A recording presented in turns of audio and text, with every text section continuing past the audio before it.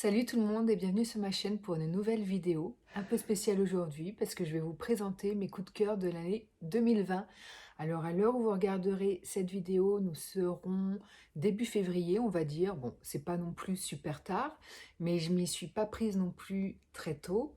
Je vous explique. En fait, voilà, ça m'a pris soudainement l'envie de tourner cette vidéo. À la base, j'en avais pas particulièrement envie. Enfin, disons les autres années, j'en ai jamais fait. Et puis pourquoi? Parce que bon, le concept, m'intéressait pas forcément et puis je regardais pas forcément ce type de vidéos sur les autres chaînes, voilà. Mais cette année, je sais pas ce qui m'a pris. Je me suis mise à regarder, les coups de cœur 2020 de Piketty Bookin, des mots de l'imaginaire et j'ai vu ma wishlist se rallonger d'une quinzaine de livres, ce qui est pas mal quand on sait que j'ai déjà une wishlist vraiment conséquente. Et voilà, j'ai trouvé le concept vraiment utile pour les lecteurs étant à la recherche de nouveaux livres à lire. Et voilà, donc je me suis dit, bah écoutez, pourquoi pas. Alors moi, j'en ai pas beaucoup à vous présenter parce que déjà d'une, je suis vraiment une lectrice un peu difficile, un peu exigeante, on va dire. Et deuxième chose, je pense que je lis moins que les booktubeurs, booktubeuses que vous avez l'habitude de regarder et qui lisent vraiment plusieurs livres par semaine, ce qui n'est pas mon cas. Donc forcément, comme je lis moins qu'eux, ben, potentiellement, j'ai moins de chances d'avoir des coups de cœur, d'avoir un aussi grand nombre de coups de cœur qu'eux. Voilà, tout simplement. Mais du coup, le choix est vraiment très sélectif et c'est vraiment des livres sur lesquels je n'ai absolument pas hésité. C'était vraiment des gros coups de cœur. Donc j'ai 6 livres à vous présenter. En soi, c'est pas énorme. Donc, 3 romans, une bande dessinée et 2 mangas. Donc, sans perdre plus de temps, on démarre tout de suite. Également, hein, j'ai oublié de vous dire une petite précision, mais qui a quand même son importance. Les livres que je vais vous présenter ne sont pas forcément des livres qui sont sortis en 2020. De toute façon, vous le constaterez par vous-même. C'est des livres que j'ai lus en 2020, comme vous l'aurez compris. Et de toute façon, vous allez vous en rendre compte puisque un des livres que je vais vous présenter est sorti en 1813. On commence par le coup de cœur, mais immense, gigantesque, intersidéral de cette année 2020. C'est vraiment celui qui sort vraiment du lot. Mille petits riens de Jodi Picou. Une petite pavasse, je crois qu'il a à peu près... Ah non, même pas. Il a même pas 600 pages, j'allais vous dire 800, mais il a même pas 600 pages. Bon, écrit quand même assez petit. Et je l'ai sorti parce que on était lors du premier confinement et je me suis dit, c'est le moment, comme je lisais tous les jours, tous les après-midi, et que j'étais à peu près à un livre tous les 2 jours, parce que je ne faisais que ça toute la journée. Je me suis dit, bah, c'est le moment de sortir un petit pavé qui me faisait peur. Voilà, parce que quand on ne lit que dans les transports exclusivement et un peu le soir, forcément, les pavasses, ça s'étend sur des semaines de lecture. Et je me suis dit, bah, c'est le moment. Et j'ai vraiment bien fait. J'ai même regretté de ne pas l'avoir lu plus tôt. Ce livre, c'est juste une petite merveille. Ruth est sage-femme depuis plus de 20 ans. Elle a une très grande expérience. Elle est géniale en tant que sage-femme. Elle fait super bien son boulot. C'est une sage-femme noire. Et voilà, rien à redire depuis plus de 20 ans d'expérience. Sauf que un jour, elle va être accusée d'homicide volontaire sur le bébé d'un couple raciste blanc. Et sa vie va basculer à partir de ce moment-là. Alors, je vais commencer par vous parler de 2 petits bémols dans ce livre. Voilà, on commence par les points négatifs, parce que c'est pas non plus un livre qui est parfait. Pour moi, en tout cas. Voilà, après chacun son point de vue, j'ai pas de souci là-dessus. Donc le premier bémol, le premier point négatif, c'est les stéréotypes. Je vous donne un exemple, voilà, donc vous avez un couple de suprémacistes blancs et le mec, ben, il répond à tous les clichés du raciste blanc, à savoir j'ai le crâne rasé, je suis tatoué de partout, je suis motard, Je crois en plus que le livre se situe dans le sud des États-Unis, donc voilà, c'est un redneck le mec. Et qu'est-ce qu'il y a d'autre comme cliché par rapport à ça? Oui, il a fait partie du Ku Klux Klan ou l'équivalent. Bref, vraiment tous les stéréotypes du raciste blanc. Ça, c'est un exemple parmi d'autres. Moi, je suis pas très fan des clichés parce que je préfère l'originalité et ce qui se détache, voilà. Alors, on est d'accord, un cliché, c'est ben, quelque chose qui est vrai en soi, hein, sinon ce serait pas un cliché. Mais voilà, c'est bon, un petit exemple parmi d'autres. Et le deuxième point négatif qui m'a un peu plus gênée, enfin sans vraiment me gêner parce qu'il y a tellement de points positifs à ce livre que forcément on les oublie, on passe outre, donc c'est tant mieux. Donc le deuxième petit point négatif, c'est le côté manichéen. Voilà, donc les persos dans ce livre sont soit très gentils, soit très méchants. Il n'y a pas de zone de gris, il n'y a pas de demi-mesure. Je n'aime pas le côté manichéen dans les récits. Voilà, c'est dit. Pourquoi? Parce que je ne pense pas que ça puisse exister dans la réalité. Je pense que l'homme est quelqu'un de complexe, avec ses zones d'ombre. La bonté, la méchanceté, ce sont des choix de vie avant tout. Et après, bon, il y a une minorité de personnes qui est profondément mauvaise et on ne sait pas vraiment si si ça relève d'un choix ou autre. Bon, et je suis pas psy non plus, mais voilà, je pense que dans la majorité des cas, on a du gris en nous. Des fois, on va mal se comporter, des fois, on va bien se comporter par rapport à un passé, une éducation qui nous est propre. Et je ne pense pas qu'on peut être tout blanc ou tout noir. Voilà, c'est l'homme, il est complexe, il est comme ça. Et je n'aime pas du coup le côté manichéen, disons que je n'y crois pas. Voilà, donc ça c'est un point qui m'a un peu gênée, en sachant que vous verrez si vous le lisez à la fin du récit, et c'est pas si manichéen que ça. Voilà. Mais pendant tout le récit, vous tapez quand même 550 pages de manichéisme. Ça, c'est mon avis qui m'est propre, et voilà. Mais au-delà de tout ça, vous allez vraiment passer outre tout ça si ça vous dérange comme moi, parce que franchement, c'est juste une petite merveille. Déjà, ce livre, c'est une merveille d'écriture. La plume est fluide, accessible, super belle. J'adore vraiment l'écriture. Et deuxième chose, le récit. C'est vraiment un récit profond, approfondi, qui va vous faire réfléchir, qui va vous amener une certaine réflexion, notamment au racisme. Euh, Vraiment, ça va loin, c'est vraiment très documenté et j'ai adoré parce que sans être chiant, c'est passionnant et c'est un vrai page turner, hein, le livre, vraiment. Et vous allez voir, vous allez vous poser des questions. Elle vous amène certaines réflexions, notamment sur le fait, ben, vous pensez pas raciste, mais finalement, est-ce que vous n'êtes pas un raciste passif? Euh, Finalement, est-ce que vous avez tellement des opinions bien pensantes sur le sujet? Voilà, elle va vous questionner sur plein de choses qui tournent autour du racisme et vous allez vous remettre en question. Beaucoup, vraiment. Et c'est ça aussi qui est chouette, que j'adore dans les récits, c'est quand ceci nous apporte un recul sur nous-mêmes, une réflexion.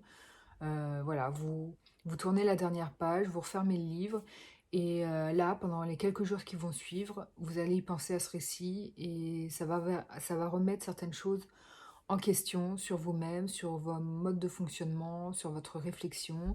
Voilà, vous allez évoluer, grandir, changer votre manière de voir les choses et j'adore ça. Et c'est vraiment un coup de cœur monumental, ce livre.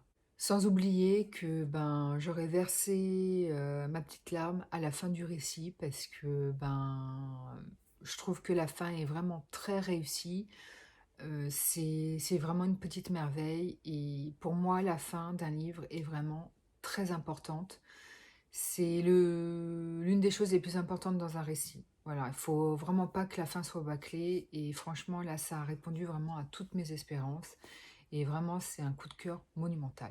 Mon deuxième gros coup de cœur de cette année, et pas des moindres, hein, c'est du Jane Austen. Donc là, j'ai J'ai l'édition de chez Françoisir avec 2 romans. J'ai lu les 2 pendant le premier confinement. Pareil, parce que c'était un livre que je ne pouvais pas emmener dans les transports et je me suis dit: «C'est l'occasion de découvrir Jane Austen que je ne connaissais pas». Mon préféré des 2, c'est Raison et sentiment, donc c'est de celui-ci dont je vais vous parler. Donc vous l'aurez compris, hein, ce sont ces romans qui sont sortis au 19e siècle, donc forcément, hein, ils ne pouvaient pas sortir en 2020. Donc pour Raison et sentiment, je vais vous faire un bref résumé parce que je pense que vous êtes pas mal à connaître l'histoire. Donc on va suivre une famille à dominante féminine, puisque un couple vont avoir 3 filles et un fils. Mais le fils a fait sa vie, il est parti, voilà. Le père va mourir. Et du coup, l'héritage est destiné au seul fils, puisque à cette époque, il faut savoir que l'héritage était destiné au fils de la famille, pas jamais aux filles, et le père ne pouvait rien faire dans ces cas-là, pas de testament, rien. Les femmes n'héritent pas. C'est vraiment une époque, l'époque géorgienne, une époque particulière pour la femme, vraiment où elles ne sont rien et elles sont obligées de faire de beaux mariages pour pouvoir exister. Et franchement, je ne sais pas si j'aurais voulu vivre à cette époque, hein, vraiment. Bref, petite parenthèse refermée. Et du coup, malgré le fait qu'il va sous-entendre à son fils que, avant de mourir, bien évidemment, que ce serait bien qu'il donne une part de l'héritage à ses filles, parce que sinon elles vont se retrouver dans le besoin, parce qu'elles ne sont pas mariées, et la maman va se retrouver veuve et sans dessous. Voilà, celui-ci a épousé une femme, un peu, vénale, on va dire, pas très, généreuse, pas très, encline, enfin pas très empathique, voilà, rien de tout ça et qui va leur fermer les portes, financières, on va dire ça comme ça. Du coup, les 3 filles et la maman vont devoir quitter, leur domaine pour vivre, c'est chez un proche, enfin un proche éloigné qu'elles ne connaissent pas réellement, mais qui a eu la générosité, de leur proposer une petite maisonnette pas chère. Et du coup, elles vont s'y installer et là, elles vont faire connaissance avec une nouvelle société, elles vont se faire de nouveaux amis. Voilà, la plupart des gens, ils sont sympathiques. Et on va suivre, principalement les 2 filles aînées qui vont faire des rencontres, notamment amoureuses. Mais voilà, il va se passer des choses, ça va pas être des relations amoureuses, on va dire, qui vont couler de source, qui vont être tranquilles, paisibles. Non, il va se passer des petites aventures par rapport à ça.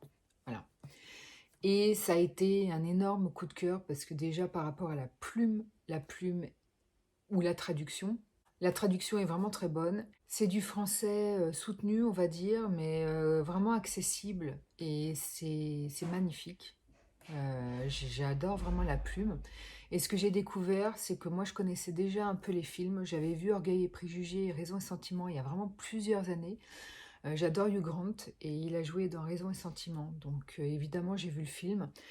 Et j'ai adoré les films, mais ce que j'ai découvert et ce qui m'a agréablement surprise dans les livres, c'est la critique de la société de l'époque, de la société géorgienne, et voilà, qui n'est pas mise en avant dans les films, clairement. Dans les films, vous ne voyez que les histoires d'amour, qui sont certes chouettes à regarder, mais pas forcément de critique sociale. Le livre, c'est vraiment ça qui est mis en avant, autant que l'histoire d'amour. Et j'ai trouvé ça passionnant, enrichissant. J'ai appris plein de choses sur l'époque géorgienne et surtout sur la place de la femme à cette époque. Et voilà, c'est surtout ça qui a fait que ça a été un coup de cœur monumental. Vraiment, vraiment, je ne peux que vous conseiller Jane Austen parce que si vous aimez les histoires d'amour, vous serez comblé parce que ces livres sont truffés d'histoires d'amour, elle ne parle que de ça, mais également la critique de la société de l'époque qui est passionnante. Les deux réunis, vraiment, c'est un melting pot, euh, un feu d'artifice vraiment d'émotion et ça se lit vraiment comme un page turner. Ça peut paraître bizarre pour un classique, mais vraiment, je n'ai pas pu lâcher les 2 romans. Je les ai lus à la suite. comme ils faisaient partie du même recueil. Donc du coup, les 2 livres à la suite, en sachant que bon, c'est pas non plus des nouvelles, il y avait quand même pas mal de pages, c'est un sacré morceau à s'enfiler. Et voilà.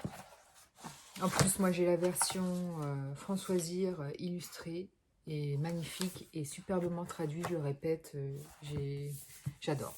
Mon troisième et dernier coup de cœur dans la catégorie roman, La tête sous l'eau d'Olivier Adam, un auteur, c'est l'un de mes auteurs français préférés, vraiment. J'ai pas encore lu tous ses livres.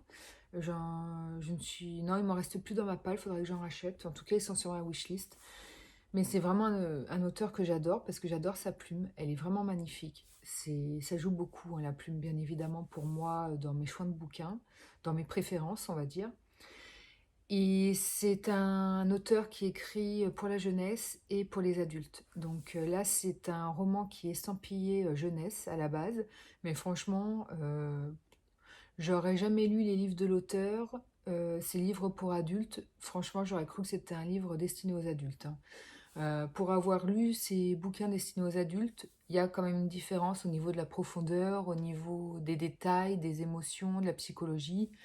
Voilà, donc c'est pas non plus survolé, pas du tout, mais voilà, on sent quand même une différence pour ceux qui connaissent l'auteur. Passons. Donc La tête sous l'eau, c'est un livre que j'ai lu en début d'année et qui relate l'histoire d'une famille, parce que avec Olivier Adam, c'est toujours le même schéma. Vous avez un couple avec 2 enfants, en général un gars, une fille. Voilà, en général, dans quasiment tous ces livres, ça va être ça. Et en général, il raconte les tragédies du quotidien d'une famille.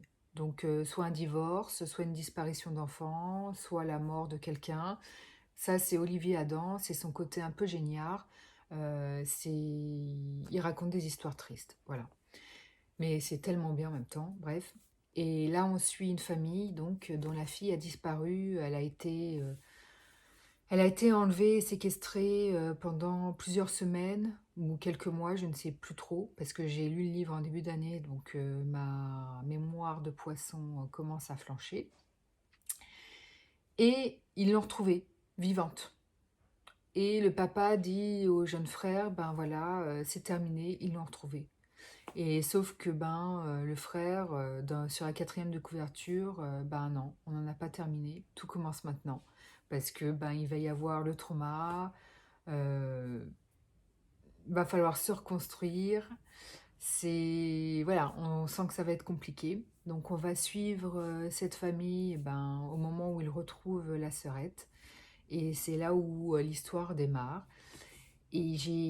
Pourquoi c'est un coup de cœur? Parce que ça m'a fait pleurer, parce que j'ai trouvé que les personnages étaient vraiment émouvants et touchants, surtout l'oncle. L'oncle m'a vraiment bouleversée. Le gamin, je l'ai adoré, puisqu'en fait, le récit est raconté par le gamin, donc on le suit tout le bouquin. Et je l'ai trouvé très gentil, très mature, et vraiment un personnage très touchant. Et c'est pour ces raisons, avec l'oncle, que j'ai adoré ce bouquin. C'est parce que les personnages sont juste touchants. Et ce que j'aime chez Olivier Adam, c'est que il y a beaucoup de réflexions. Déjà, il raconte des histoires très réalistes. C'est les tragédies du quotidien, hein, de tout à chacun, de vous, de moi, voilà. Et il le raconte vraiment avec simplicité et réalisme. C'est ça que j'aime chez lui. Et vraiment, j'adore l'écriture profonde avec ces petites phrases, ces petites citations que vous allez trouver par moments, que vous allez trouver belles, que vous allez noter sur un carnet. Et voilà, tout ça réuni, moi je trouve que ce livre, c'est vraiment une réussite et je peux que vous le conseiller.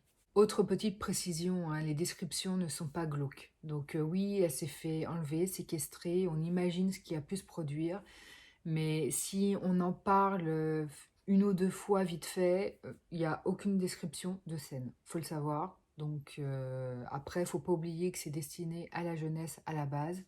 Donc bon, on va éviter les descriptions glauques et malsaines. Je continue maintenant avec les mangas. Mon premier coup de cœur de cette année 2020, The Promised Neverland. Donc là, je vous montre le coffret 3 tomes, mais j'en ai 17. Le 17e, je ne l'ai pas encore lu parce que je viens juste de l'acheter. Il est sorti il n'y a pas longtemps.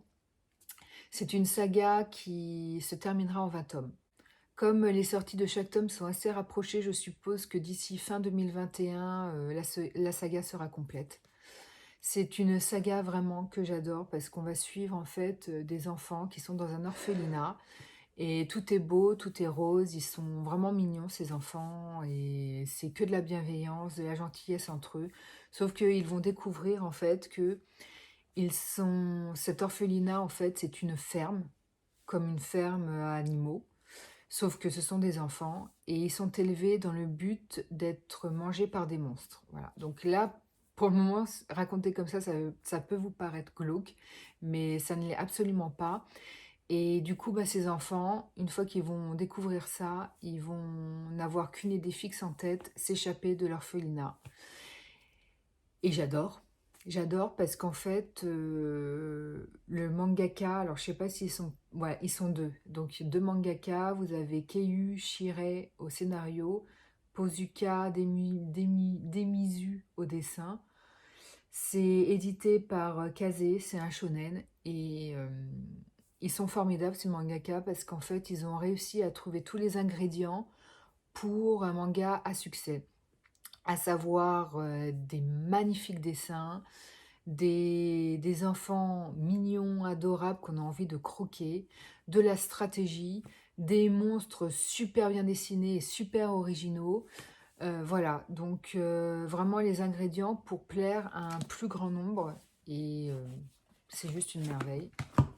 Je vous avais déjà montré, pour ceux qui ne sont pas assidus dans le fait de regarder mes vidéos, c'est pas bien. Je vous félicite pas quand même. Je vous montre les petits dessins. Bon. Comme à chaque fois, hein, je vous apprends rien. On veut montrer les dessins et on n'arrive pas à trouver les plus beaux. Je trouve qu'il y a un détail dans le dessin.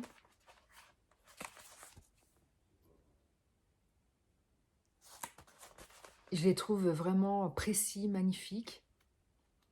Bon, après, je ne suis pas une pro du dessin de manga, mais c'est génial.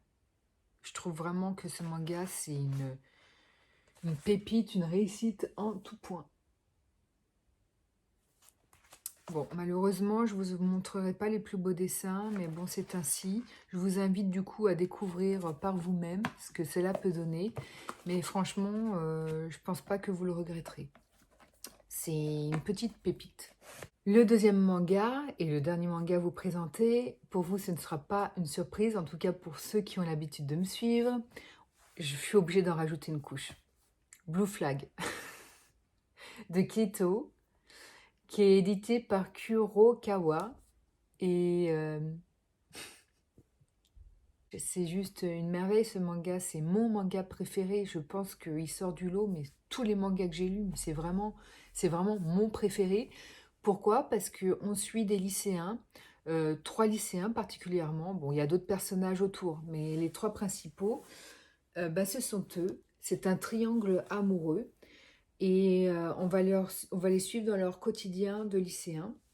Donc la dernière année, juste avant la fac, et bien évidemment, ben, vous les suivez avec tout leur tracas de lycéens. J'adore parce qu'en fait, déjà, c'est un manga qui est réaliste, simple et réaliste, comme j'aime. J'adore ça, le réalisme et la simplicité dans tout, graphique ou roman, c'est pareil. Et j'adore surtout, c'est les persos. Alors, j'adore les dessins, c'est une merveille. Donc, Blue Flag, c'est 8 volumes. Pour le moment, 7 sont sortis, le 8e sort en mars prochain. Alors pour le coup, je vous avouerai que je suis très triste qu'il n'y ait pas beaucoup plus de volumes parce que c'est un manga vraiment que je dévore. Voilà. J'adore les dessins parce que les persos sont vraiment émouvants et touchants. Je vous assure, hein, j'ai ma petite larme de verser sur quelques planches. C'est ça surtout que j'aime dans ce manga, c'est toute cette bienveillance des persos, toute cette gentillesse. C'est vraiment un manga qui est sain. Voilà, on suit des lycéens avec des aspirations, des questionnements, qui se demandent ce qu'ils vont devenir plus tard, s'ils vont réussir leur vie, quelles études ils vont faire, si leur couple va tenir. Voilà. C'est vraiment une merveille. Et vraiment, ce qui me touchera le plus, alors moi j'adore Thomas, c'est mon perso préféré, donc c'est lui Thomas. Mais je les aime tous les trois, hein, mais vraiment Thomas c'est mon préféré. Je les trouve vraiment matures, sages. J'aime vraiment, vraiment, vraiment beaucoup. Et je pense que ce qui m'émeut le plus, ce sont vraiment les dessins. Les dessins sont vraiment, vraiment, vraiment touchants. Et j'adore. Je peux vraiment que vous recommander ce manga. Et on passe au dernier livre à vous présenter qui est une bande dessinée. J'ai hésité à à la mettre, parce que c'est une bande dessinée dans mes coups de cœur de cette année 2020. Mais finalement, je l'ai mise parce qu'en fait, c'est un coup de cœur surtout nostalgique. Voilà, parce que ça relève surtout de la nostalgie liée à mon enfance, mais qui ne relève pas forcément d'un coup de cœur lié à des émotions ou d'autres que j'aurais ressenties. Donc effectivement, j'ai ressenti des émotions, mais qui sont liées à mon enfance, et pas parce que les persos sont touchants. Mais c'est une merveille de bande dessinée. Déjà, par rapport aux planches, c'est très coloré et c'est juste super beau. Super beau. En plus, l'héroïne, pour ceux qui ne savent pas, est passionnée par les livres. Donc vraiment tout pour plaire. Mais les planches sont vraiment magnifiques. Alors, c'est une bande dessinée qui diffère du dessin animé de notre enfance. Donc, coucou la génération années 80, ceux qui ont grandi avec le dessin animé Princesse Sarah. La bande dessinée diffère parce qu'ils ont rajouté un style steampunk. Donc, c'est quoi le style steampunk? C'est un contexte futuriste avec des robots. Voilà, tout simplement. Donc, ils ont tout simplement modernisé l'histoire de notre enfance. C'est pas du tout dérangeant, franchement. Moi, j'ai vraiment bien aimé parce que du coup, ça m'a permis de redécouvrir le dessin animé de mon enfance. Ils ont gardé, alors pour les 4 premiers volumes, parce que le dessin animé Princesse Sarah est relaté dans la bande dessinée seulement sur les 4 premiers volumes, qui correspond au premier cycle. Et donc, on va suivre Sarah, donc, qui est placée dans un orphelinat par son père, parce que son père est un homme riche, très occupé. Bah, il adore sa fille, mais voilà. Il a découvert récemment des diamants dans une mine. Il a sa société de robots. Bref, il a besoin, voilà, il a besoin que sa fille reçoive une éducation modèle anglaise, et il va la placer dans une école privée. Pourquoi je dis orphelinat en fait? C'est pas du tout un orphelinat dans lequel... Bon, bref. Et il va la placer dans une école privée, voilà, de jeunes filles modèles. Sauf que, ben, au tout début, il va mourir de maladie, je crois. Et on pensait Sarah très très riche, sauf que, ben, elle est complètement déshéritée. On va la prendre. Et du coup, ben, la solution pour la directrice de l'école, c'est soit la garder et ben, la transformer en main-d'œuvre gratuite, en la faisant faire le ménage, les courses et tout, quoi. Ou soit la virer et la destiner à une vie de pauvresse, de SDF. Donc évidemment, elle va choisir la solution la plus avantageuse pour elle, hein. Donc elle va la garder en tant que main-d'œuvre gratuite, évidemment. Et voilà, donc là j'ai les 13 volumes dans ma palle. J'ai lu les 6 premiers de mémoire et je les enchaîne à une vitesse redoutable parce que ben, là c'est la pure bande dessinée, donc qui possède 50 planches, donc ça se lit très vite, mais ça se dévore. Et là, je suis contente parce que du coup, j'ai passé le premier cycle et on suit Sarah quand elle est plus grande. Et je ne connaissais pas l'histoire, puisque les dessins animés, comme je vous le rappelle, s'arrêtent quand elle est encore enfant. Et j'adore parce que c'est toute mon enfance ce dessin animé et je l'ai tellement adoré. Et je ne peux que vous conseiller la bande dessinée parce qu'en fait, ils ont repris Donc là, à partir du 5e volume, évidemment, hein, comme je vous l'ai dit, l'histoire, bah, c'est la suite, hein, donc personne ne connaît l'histoire, telle que relatée dans le dessin animé. Ils ont gardé le profil psychologique de Sarah, c'est-à-dire une gamine très éveillée, très intelligente, très cultivée, passionnée par les livres, et avec beaucoup de morale, beaucoup de profondeur, voilà, très mature. J'adorais son perso dans le dessin animé parce que c'était vraiment une héroïne avec une grande force de caractère. Voilà, donc rien que pour ça, je vous invite à faire découvrir cette bande dessinée à vos enfants ou à vous-même, si vous aimez les bandes dessinées jeunesse. Regardez-moi ces planches, c'est vraiment des merveilles. J'adore.